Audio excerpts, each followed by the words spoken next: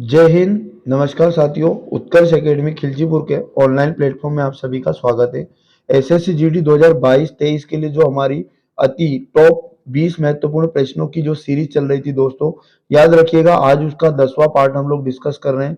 यकीन मानिएगा साथियों, ये सीरीज अति महत्वपूर्ण है। आप चाहे एसएससी जीडी की तैयारी कर रहे हो या आर्मी अग्निवीर की तैयारी कर रहे हो या किसी भी गवर्नमेंट एग्जाम की तैयारी कर रहे हैं, ये सीरीज आपके लिए अति महत्वपूर्ण। इसके अंदर आने वाले सभी क्वेश्चन ऐसे क्वेश्चन है दोस्तों, टॉप 20 क्वेश्चन है। और सबसे ज्यादा महत्वपूर्ण बात तो ये हो जाती है कि जो इन प्रश्नों से बनने वाली डिटेल है दोस्तों, ये अति महत्वपूर्ण है। पूरे वीडियो को अंत तक देखा करें दोस्तों, और मैं आप लोगों को विश्वास दिलाता हूं एग्जाम के अंदर आपका जीके का स्कोर काफी अच्छा होगा यदि आप क्लास को रोज देखते हैं तो। बढ़ते हैं दोस्तों, आज का पहला प्रश्न। आज का पहला प्रश्न आपके सामने ये रहा। चार ऑप्शन आपको दिखाई दे रहे हैं, इनमें से कौन सी दुनिया की सबसे ठंडी जगह है? दोस्तों चार ऑप्शन आपके सामने, तो जो इसका राइट आंसर हो जाएगा अंटार्कटिका। ऑप्शन नंबर ए इसका सही जवाब हो जाएगा। अंटार्कटिका दुनिया की सबसे ठंडी जगह है।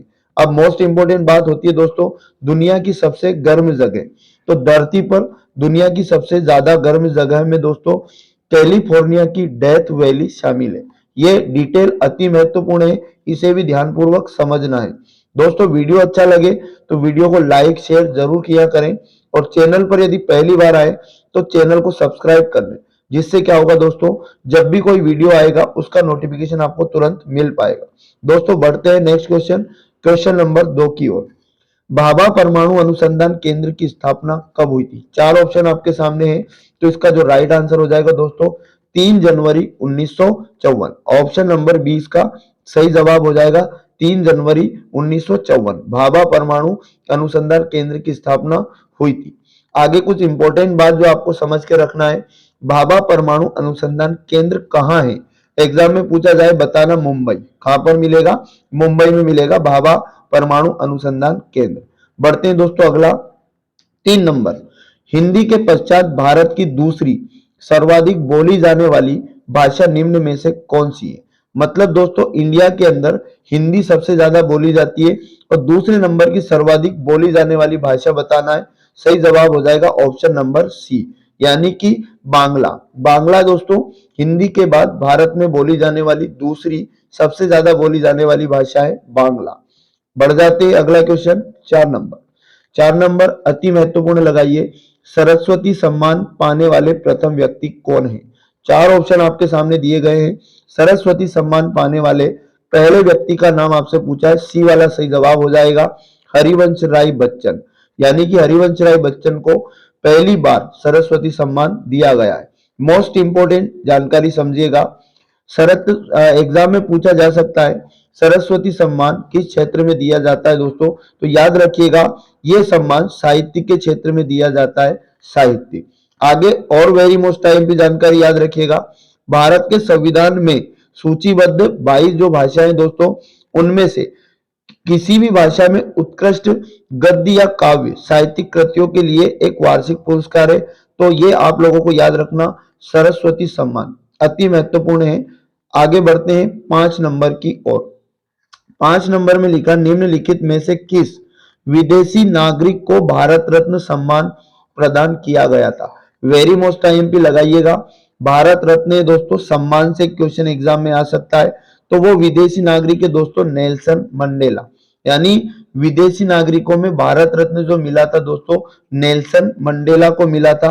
अब आगे वेरी मोस्ट टाइम की जानकारी समझिएगा, पहला भारत रत्न सम्मान किसे दिया गया था? तो भारत के जो दूसरे राष्ट्रपति थे दोस्तों, उनका नाम था डॉक्टर सर्वपल्ली राधाकृष्णन। इनको 1954 में दोस्तों भारत रत्न सम्मान से सम्मानित किया गया था। पहले भारतीय थे डॉक्टर सर्वपल्ली राधाकृष्णन। इतनी जानकारी अति महत्वपूर्ण है जो आपको याद रखना है। अगला क्वेश्चन है 6 नंबर, खजुराहो के प्रख्यात मंदिर निम्नलिखित में से किस शैली के उदाहरण है? चार ऑप्शन आपके सामने दिए गए हैं, इसका राइट आंसर हो जाएगा ए। ए इसका सही जवाब होगा, यानी नागर शैली।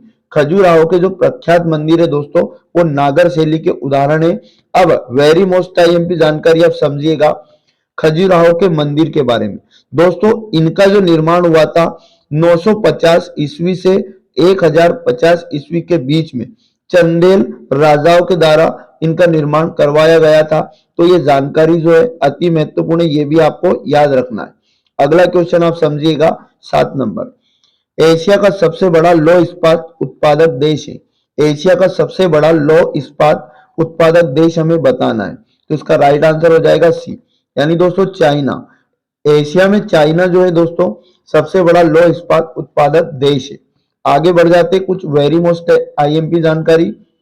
लौह अयस्क उत्पादन में जो दोस्तों भारत का स्थान है विश्व में चौथा है। ये अति महत्वपूर्ण बात आपको याद रखना है कि लौह अयस्क उत्पादक देश में भारत का स्थान कौन सा है, चौथा आपको बताना है। बढ़ जाते हैं दोस्तों अगला क्वेश्चन। अगला क्वेश्चन है 8 नंबर। राजस्थान में माउंट आबू स्थित दिलवाड़ा मंदिर विख्यात है। दोस्तों माउंट आबू पर है दिलवाड़ा का मंदिर, दोस्तों किस लिए विख्यात है ये बताना है। तो इसका जो राइट आंसर हो जाएगा जैन मंदिर की उत्कृष्ट कला हेतु। दोस्तों ये जो मंदिर है जैन मंदिर की उत्कृष्ट कला इसमें निहित है। तो माउंट आबू पर है दिलवाड़ा का जैन मंदिर, यानी इसका जो सही जवाब हो जाएगा सी वाला आंसर राइट हो जाएगा। अति महत्वपूर्ण जानकारी। अगला क्वेश्चन 9 नंबर। 9 नंबर में अगर बात करें, कोविड 19 से निपटने के लिए किसने ऑपरेशन नमस्ते की शुरुआत की थी।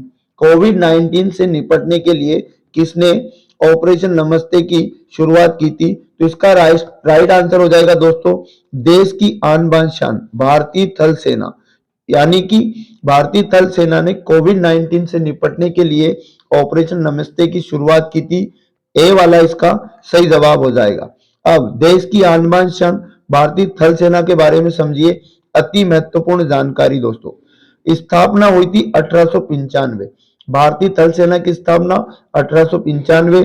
भारतीय थल सेना का मुख्यालय दोस्तों नई दिल्ली में है। और वर्तमान में हमारे थल सेना अध्यक्ष जो है दोस्तों मनोज मुकुंद नरवणे, इनका नाम आपको याद रखना है।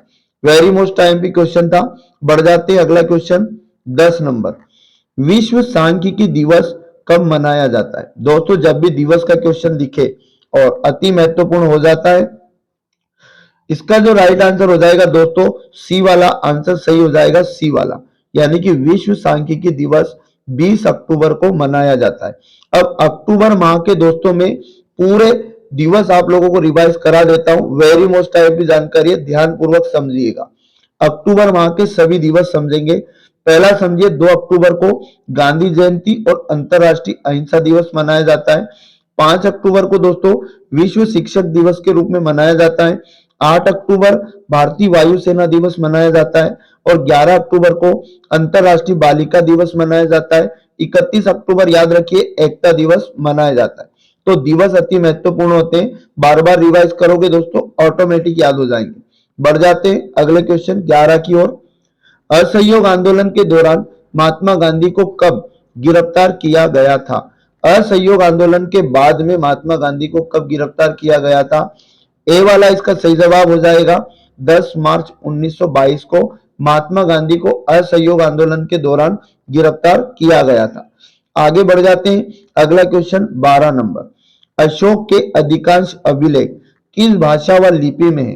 वेरी मोस्ट आईएमपी जानकारी है दोस्तों। अशोक के जो अधिकांश अभिलेख है वो किस भाषा में और किस लिपि में। तो दोस्तों अशोक के जो अभिलेख है उनकी जो भाषा है वो तो प्राकृत है और लिपि जो है दोस्तों ब्राह्मी है, यानी कि 20 का सही जवाब हो जाएगा। तो ये वेरी मोस्ट टाइम की जानकारी आपको याद रखना है। बढ़ जाते अगला क्वेश्चन 13 नंबर। गंगा नदी के किनारे सबसे बड़ा शहर कौन सा है। वेरी मोस्ट टाइम भी छापिएगा दोस्तों। तो इसका सही जवाब हो जाएगा सी वाला, यानी गंगा नदी के किनारे सबसे बड़ा शहर जो है वो है कानपुर दोस्तों। अब अति महत्वपूर्ण बात ये याद रखिए, आपके दिमाग में छपवा दिया जाएगा गंगा नदी के किनारे बसे प्रमुख शहर। दोस्तों वेरी मोस्ट आईएमपी और ऐसी ट्रिक बताने वाला हूं कि आज के बाद आपको कोई दिक्कत नहीं रहेगी। तो इसकी ट्रिक आपको याद रखना है दोस्तों, काना बाप हवाई वेग से भागा। इस ट्रिक को याद रखिए, गंगा नदी के किनारे बसे सारे शहरों के नाम आपको याद हो जाएंगे। काना फोर होगा दोस्तों कानपुर और बा फोर होता है बक्सर। प फोर याद रखिए पटना और ह फोर हरिद्वार होगा दोस्तों। व फोर वाराणसी और ई फोर इलाहाबाद। वेग फोर बेगूसराय होगा दोस्तों। से फोर होगा साहेबगंज और भागा मतलब दोस्तों भागलपुर, यानी कि ये शहर जो है दोस्तों ट्रिक के द्वारा आप याद रख सकते हैं, गंगा नदी के किनारे बसे हुए। बढ़ जाते हैं दोस्तों अगला क्वेश्चन, क्वेश्चन नंबर 14। भारत के प्रथम स्थापित परमाणु संयंत्र कौन सा है? मतलब भारत में पहली बार परमाणु संयंत्र कौन सा लगा था ये बताना है।